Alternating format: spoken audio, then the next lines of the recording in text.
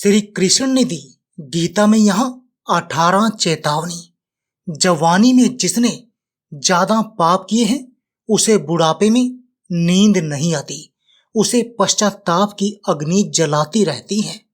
भगवान ने जिसे धन संपत्ति दी है उसे गाय रखकर सेवा जरूर करनी चाहिए, इससे भगवान प्रसन्न होते हैं और हमारे द्वारा जाने अनजाने में किए गए पाप कटते हैं।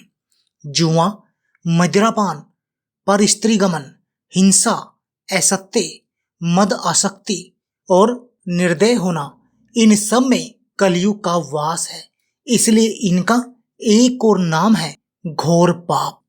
अधिकारी शिष्य यानी जो ज्ञान प्राप्त करने के लिए परिश्रम करते हैं उन्हें सद्गुरु अवश्य मिलता है।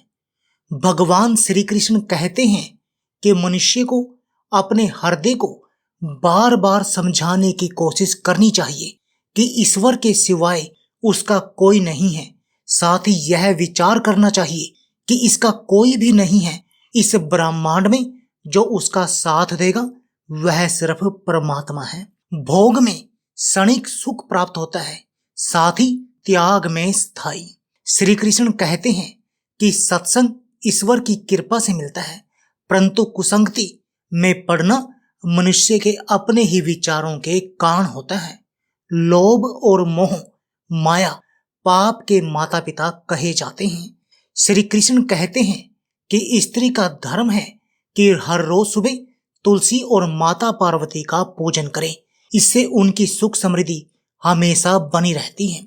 मनुष्य को हमेशा अपने मन और बुद्धि पर विश्वास नहीं करना चाहिए, क्योंकि यह बार बार मनुष्य को दगा देते हैं। खुद को निर्दोष मानना बड़ा गुनाह साबित होता है। पति पत्नी का पवित्र रिश्ता बनाए रखने से भगवान पुत्र के रूप में उनके घर आने की इच्छा रखते हैं। भगवान इन सभी कसौटियों पर जांच परख कर मनुष्य को अपनाते हैं, इसलिए मन में कभी भी गलत विचार नहीं रखने चाहिए। सबके साथ सदैव प्रेम भाव से रहना चाहिए।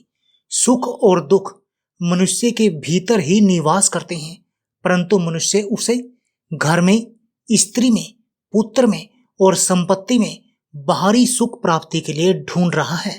भगवान श्री कृष्ण कहते हैं कि उपासना केवल शरीर से नहीं मन से भी करनी चाहिए। ईश्वर का वंदन उन्हें प्रेम बंधन में बांधता है। मनुष्य की वासना ही उसके पुनर्जन्म का कारण होती है। मनुष्य इंद्रियों के अधीन है, इसलिए उनके जीवन में विकार और परेशानियां आती हैं। मनुष्य के अंदर धैर्य, सदाचार, स्नेह और सेवा जैसे गुण बिना सत्संग के नहीं आते। श्री कृष्ण कहते हैं कि जिस प्रकार शरीर के वस्त्र मैले होने पर उन्हें साफ करते हैं, उसी प्रकार मन के मैल को भी साफ करना चाहिए। दोस्तों, जीवन की सारी समस्याओं का हल हमारे धर्म ग्रंथों में ही है।